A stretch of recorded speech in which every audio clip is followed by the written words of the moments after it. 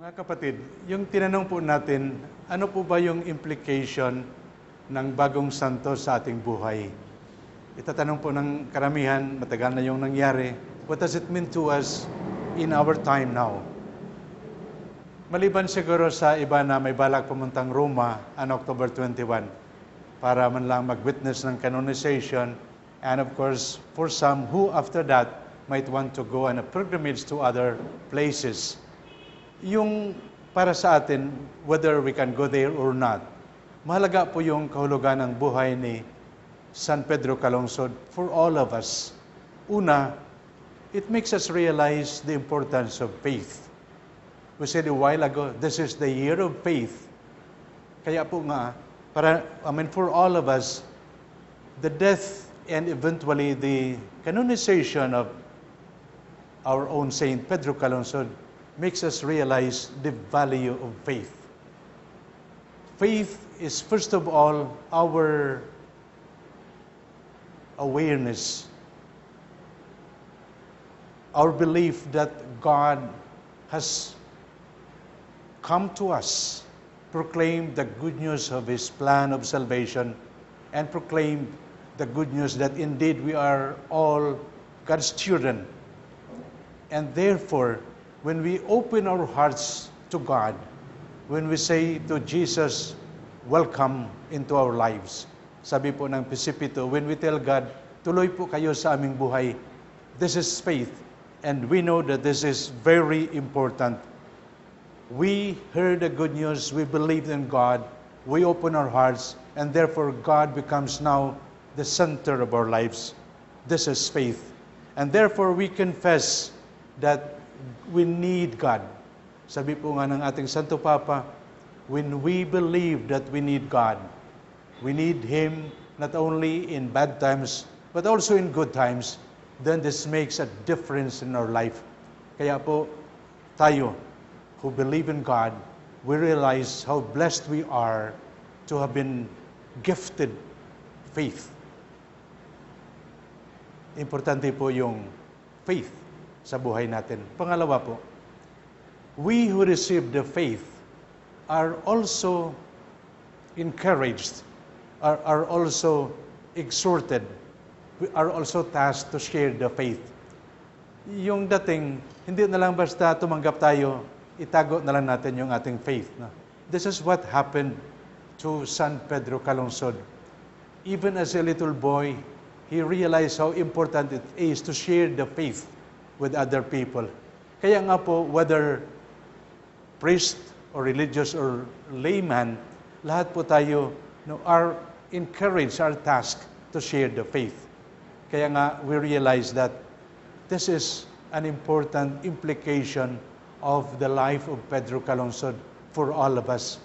At kung pag nilay-nilayan po natin, lalo na tayo sa Pilipinas, we should also realize na yung dalawang naging santo, yung unang pinarangalan po sa altar, they are lay people. Kung tingnan po natin, hindi kardinal, hindi arsobispo, hindi obispo, hindi pare. No? Lay people, San Lorenzo Ruiz, San Pedro Calungsod. This should make all of us, and in particular, lay people realize, bakit nga kaya no, yung unang pinarangalan sa altar are lay people? To us, bishops and religious, yung message para sa amin is, matagal na kasi pag sinabi we proclaim the faith, akala ng karamihan yung magpo-proclaim lang yung pari, yung obispo, yung madre. Ngayon, sinabi na una pa nga yung lay people sa altar. It's because they proclaim the faith through their own life, and in particular, in the case of Lorenzo Ruiz and Pedro Calungsod, through their own death. Kaya nga, no, this is a very important message and certainly realization for all of us. Sasabihin natin, hindi lang ito trabaho ng pare, ng madre, ng obispo, but this is the work of every Christian.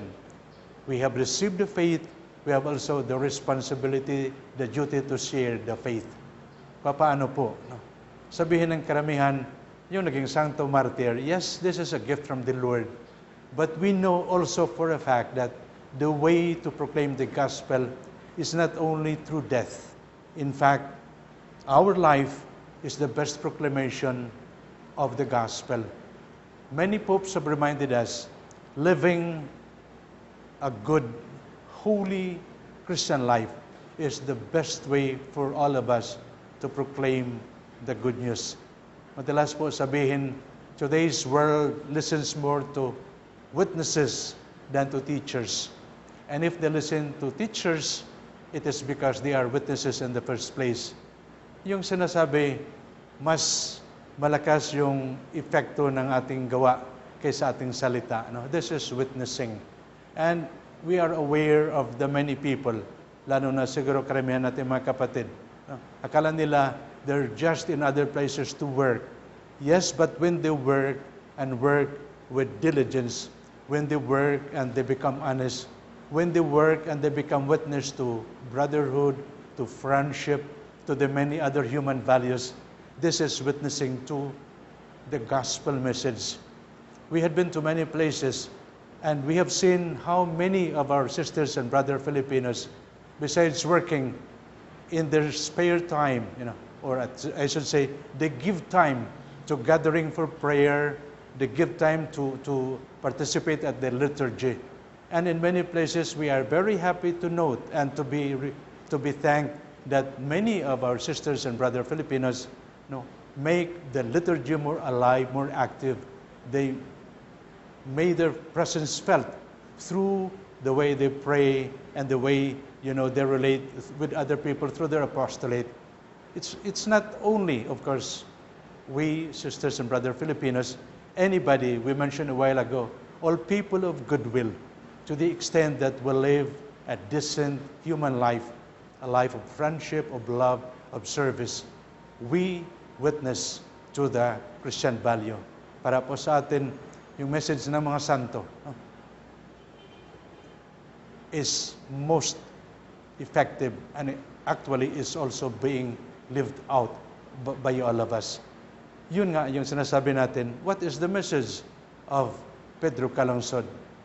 We said, to the extent that we give value to our faith, to the extent that we believe that what we have received from the Lord, we have the duty to share with other people. To that extent, the message of Pedro Calungsod becomes very, very meaningful. Of course, both people in other places and here, we do not need to look far. No?